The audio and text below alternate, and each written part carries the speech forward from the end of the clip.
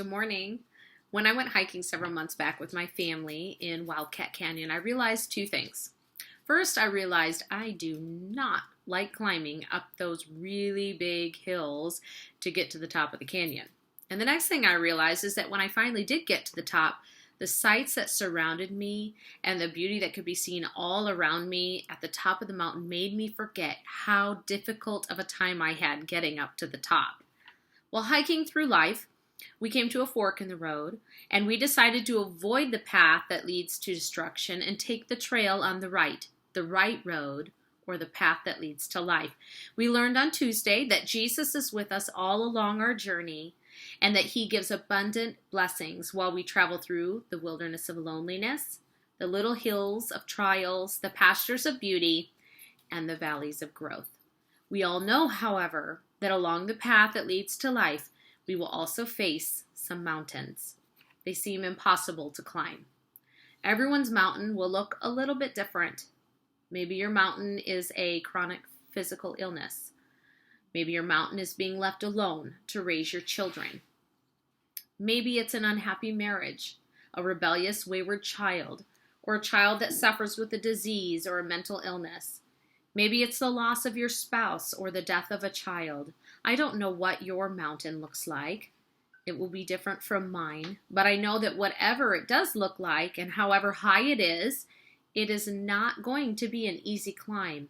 And many days you will wonder if you will ever get to the top. But you will. God will be with you on the climb and help you reach the top. In Judah is God known. His name is great in Israel. Thou art more glorious and excellent than the mountains of prey. Whatever mountain you are facing, God is greater. And when you do reach the top, what of you? When I was hiking with my family, I could turn completely around and see for miles upon miles of beautiful grass, flowers. The ocean was off in the distance. We could see the beautiful city and the bridges. We just stood there for the longest time drinking in the gorgeous sight. And as soon as we reached the top, we had already forgotten what a difficult time it was to get there. And when you, with God's help, reach the top of your mountain, here's what you will look back and realize has been with you all along your journey to the mountaintop. First, you will find God's mercy and truth. All the paths of the Lord are mercy and truth unto such as keep his covenant and his testimonies. Psalm 25:10. One of God's greatest blessings in this life is that his mercy is new every morning. He is so faithful. No matter how you did on your hike yesterday, today is a new day with no mistakes in it. God views every morning like a teacher views a freshly washed blackboard, free from any mistakes the students made the day before. Thank God for the mercy he extends to us because of the sacrifice of his son, Jesus Christ. The next thing, you will find that this path you've been on has been bright and well lit.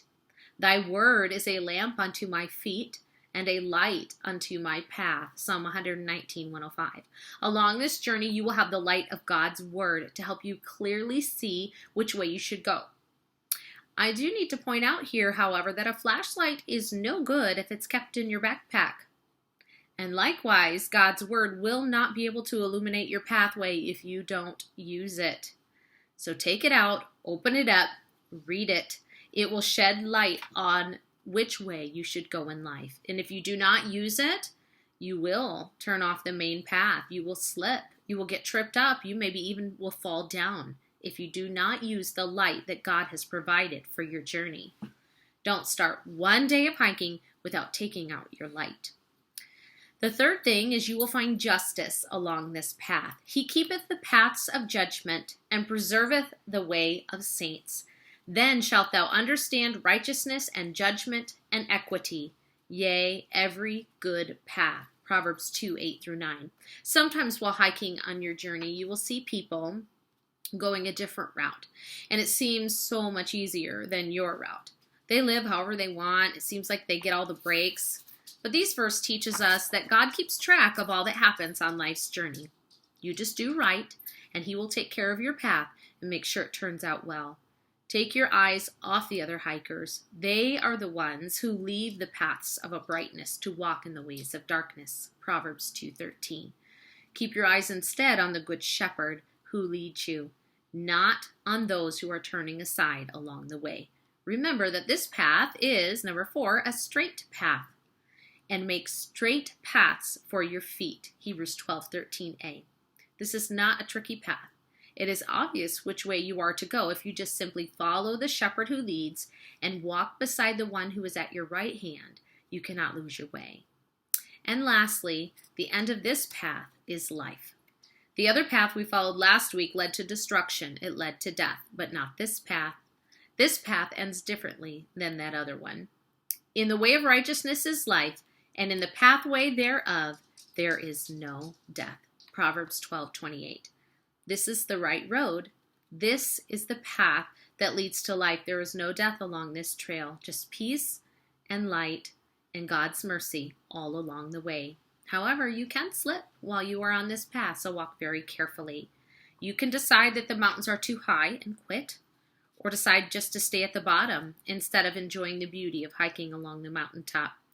It is your choice, but if you decide to quit on the hike up the mountain, you will never experience the view God has for you at the top. Which way will you choose?